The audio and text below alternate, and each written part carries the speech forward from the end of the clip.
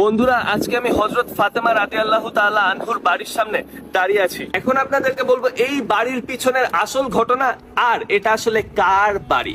অনেকেই মনে করে যে এটা বোধহয় হযরত মুহাম্মদ সাল্লাল্লাহু আলাইহি ওয়াসাল্লামের মেয়ে মা ফাতেমা রাদিয়াল্লাহু তাআলা আনহুর বাড়ি।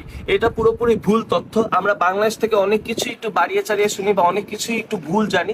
আপনারা দেখতে পাচ্ছেন ফাতেমা রাদিয়াল্লাহু তাআলা আনহুর বাড়ির সামনে এরকম বেড়া দেওয়া হয়েছে, কারণ এই বাড়ির থেকে যত ইট পাথর ইভেন এই বাড়ি ভেঙে ভেঙে মাটিও মানুষজন নিয়ে গেছে, কারণ তারা ভাবতো যে আসলে এই সব কিছুতেই আল্লাহর রহমত আছে, যার কারণে তারা এগুলো তুলে নিয়ে যেত। তাই গভর্নমেন্ট থেকে এই জায়গায় পুরোপুরি বেড়া দেওয়া হয়েছে। আপনারা বাড়ির নিচের যেই পার্টটা দেখতে পারতেছেন, এই পার্টটাতে কেউই কখনো হাত দেয়নি। এটা একদম সেই পুরানো বাড়িতেই রয়েছে। আর উপরে আপনারা যেই পার্টটুকু দেখতে পাচ্ছেন, অতটুকু পার্ট শুধুমাত্র রেনোভেশন করা হয়েছে। এই সেই বাসার ভিতরে দেখা যাচ্ছে, এই যে এই জায়গাটা ভিতরে আপনারা যে দেখতে পাচ্ছেন, হয়তো ঠিক মতো দেখা যাচ্ছে না, এটাই হচ্ছে মসজিদ। এখানেই ওনারা নামাজ পড়তেন।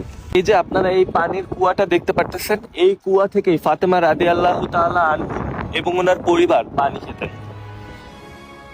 কিন্তু এখানে আসার পরে আমি মাওলানা হুজুরের সাথে কথা বলেছি, আর উনি আমাকে সঠিক তথ্যটা দিয়েছেন যে এই বাড়িটা আসলে কার বাড়ি। অনেকেই বলেন যে এখানে নাকি হযরত মুহাম্মদ সাল্লাল্লাহু আলাইহি ওয়াসাল্লাম এসে এই পথ দিয়ে হেঁটে গিয়েছিলেন বা এই বাড়ির ভিতরে তিনি যেতেন। এটাও পুরোপুরি ভুল বা বানোয়াট তথ্য। এই বাড়িটা আসলে হযরত ফাতেমা রাদিয়াল্লাহু তাআলা আনহু বিনতে হোসেনের বাড়ি। এর মানে কি? এর মানে হচ্ছে মা ফাতেমা রাদিয়াল্লাহু তাআলা আনহুর ছেলে হোসেন রাদিয়াল্লাহু তাআলা আনহুর মেয়ের বাড়ি হচ্ছে এটা। এটার নামটা কিভাবে দেওয়া হয় সেটা একটু বুঝিয়ে দিই। সৌদি আরবে আপনার যদি মেয়ে হয়, আপনার মেয়ের নাম রাখবেন দাদির নামে আর ছেলের নাম রাখবেন দাদার নামে। তাই হোসেন রাদিয়াল্লাহু তাআলা আনহুর যখন মেয়ে হয়, তিনি তার মেয়ের নাম রাখেন ওনার মায়ের নামে। তাই ওনার মেয়ের নাম ছিল ফাতেমা রাদিয়াল্লাহু তাআলা আনহু বিনতে হোসেন, আর ওনার মেয়ের বাড়ি হচ্ছে এইটা। তার মানে হযরত মুহাম্মদ সাল্লাল্লাহু আলাইহি সাল্লাম আসলে হোসেন রাদিয়াল্লাহু তাআলা আনহুর বিয়েই দেখেননি। উনি তাহলে কিভাবে হোসেন রাদিয়াল্লাহু তাআলা আনহুর মেয়ের বাড়ি দেখবেন? কারণ মেয়ের তো নিজস্ব বাড়ি হয় না, মেয়ের বাড়ি হয় তার স্বামীর বাড়ি অনুযায়ী। তো এটা আসলে ফাতেমা রাদিয়াল্লাহু তাআলা আনহু বিনতে হোসেনের স্বামীর বাড়ি ছিল।